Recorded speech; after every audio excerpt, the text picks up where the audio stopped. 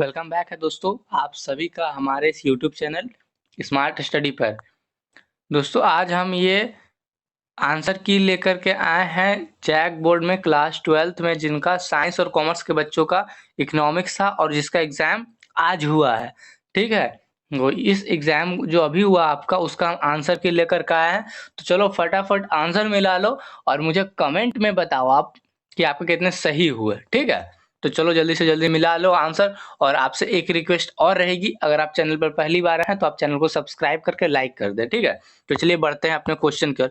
मैं इसमें आपको बेसिकली आंसर बताने वाला हूँ। ठीक है, शायद ज़्यादा एक्सप्लेनेशन होगा नहीं इसमें।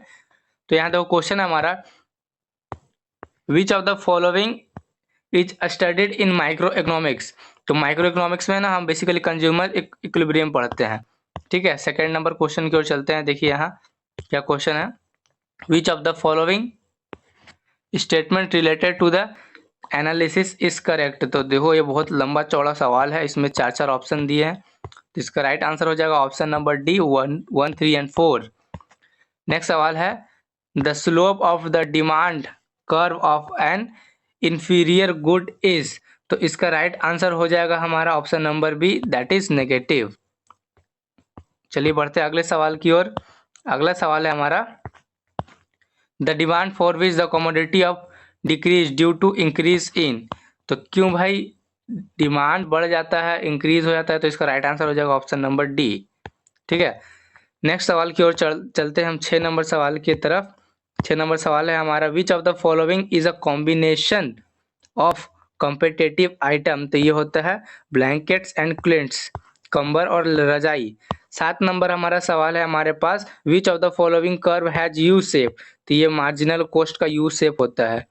ठीक है, चलो 8 नंबर सवाल की ओर आते हैं हम। 8 नंबर सवाल है, by what ratio will be the production increase by increasing the factor by 3 times in the production function of the increasing return to. ये हो जाएगा, अगर 3 गुना ज़्यादा इंक्रीज किया है तो रिटर्न 3 गुना ज़्यादा हो जाएगा। तो option number more than 3 times. 9 number सवाल है हमारा, when marginal cost is higher than average cost. तो इसे कहते हैं हम लोग एवरेज कॉस्ट इंक्रीजेस। ठीक है, 10 नंबर सवाल है हमारा, the quantity of supply of a good increase by 5% when the price increase by 5%, then the supply of the good will be. ये हो जाएगा यूनिट, देखो दोनों 5% से इंक्रीज कर रहा है तो कट के एक आ जाएगा, तो यूनिट इलास्टिक। 11 नंबर सवाल है हमारा, if the unit tax is levelled by the government on the production of the commodity, then the supply of the good will be reduce, घट जाएगा। ठीक है, 12 नंबर सवाल, when the supply curve of a firm is parallel to the price axis, the supply related to the price is perfectly inelastic। तो D जाएगा right answer. 13 number सवाल, under ceteris paribus condition, what will be the effect of hike, what will be the price hike factor on the equilibrium। इसका equilibrium क्या होगा, तो equilibrium price increase हो जाएगा। Option number A is right answer. 14 number सवाल, in the case of free entry and exit of firms in the market price is equal to minimum average cost के इक्वल हो जाता है ये। तो 14 का option number B, minimum average cost. 15 number सवाल, who among the following is a macro economic agent. तो इसमें से माइक्रो इकोनॉमिक एजेंट कौन है, तो वो हमारा बैंक होता है। तो D is the right answer. 16 number सवाल, which of the following book is authored by J M. Keynes के द्वारा कौन सा बुक लिखा गया है, तो ये the general theory of employment interest and money लिखा गया है। तो यही हो जाएगा राइट आंसर। 17 नंबर सवाल, which of the following variable is related to a certain point of time. इसमें से कौन सर्टेन पॉइंट ऑफ टाइम के वेरिएबल के रिलेटेड है, तो ये हमारा होता है स्टॉक मार्केट, सुना है ना आपने। 18 नंबर सवाल है हमारा, which of the calculating GDP includes the monetary, थोड़ा सा एरर है, monetary value of find goods. तो ये हमारा मेथड है इनकम मेथड। तो B option is right. 19 number सवाल की ओर चलिए, which of the following is a defect of the barter system. Barter system का भाई बेसिकली इसमें पूछा बार्टर सिस्टम का कमी क्या है, तो बार्टर सिस्टम का होता है डबल कोइंसिडेंस, और ये सभी होता है लैक ऑफ अक्युमुलेशन। ठीक है, ये देखो डबल कॉन्सिडेंस ऑफ फॉन्ट, तो ये सारा हो जाएगा ऑल ऑफ दिस। 20 नंबर सवाल है, which of the following is not a functional of a commercial bank. ठीक है, तो इसका राइट आंसर हो जाएगा बैंक गवर्नमेंट, ऑप्शन नंबर सी।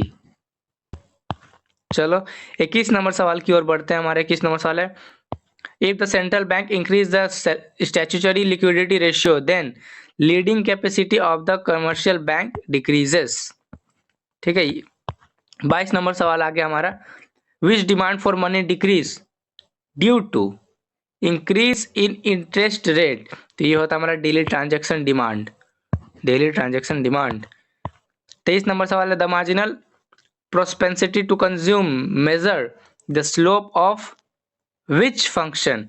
तो ये प्रोडक्शन नहीं, इन्वेस्टमेंट नहीं, यूटिलिटी नहीं, ये कंजप्शन फंक्शन हो जाएगा राइट आंसर।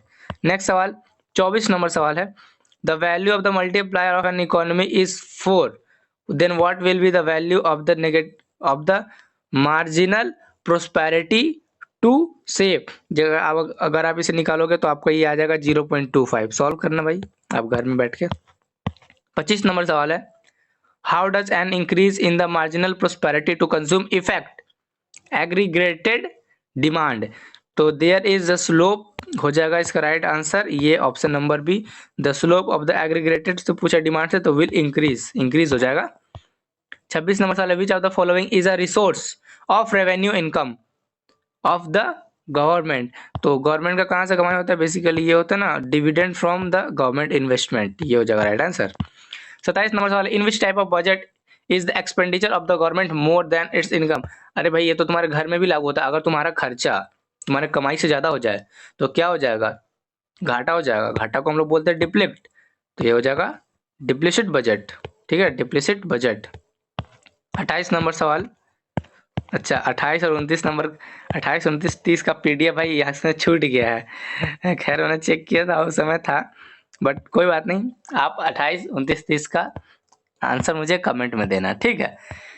हाँ तो ये थे भाई आज आपके 30 क्वेश्चन नहीं थे, बेसिकली आउट ऑफ 30 27 का ही हो पाया, लगता है 3 क्वेश्चन छूट गया। ठीक है कोई बात नहीं। तो अब मैं चाहता हूँ आपसे अलविदा। आपको कितने मार्क्स आए, आपने कितने सही किया, ये आप मुझे कमेंट में बताएंगे। और मेरी आपसे एक इंतज़ार रहेगी, अगर आप हमारे चैनल पर पहली बार आए हैं तो हमारे चैनल को सब्सक्राइब करें और लाइक करें, ठीक है। इससे आपको नोटिफिकेशन मिलेगी, हर एक क्वेश्चन पेपर का हम आंसर की अपने चैनल पर अपलोड करते हैं। और VVI मोस्ट इम्पॉर्टेंट 40 क्वेश्चन हम डेली अपलोड करते हैं, ठीक है। तो that will be very beneficial for you, okay. So अब चाहता हूँ मैं आपसे अलविदा, तब तक के लिए लव यू ऑल, जय हिंद जय भारत।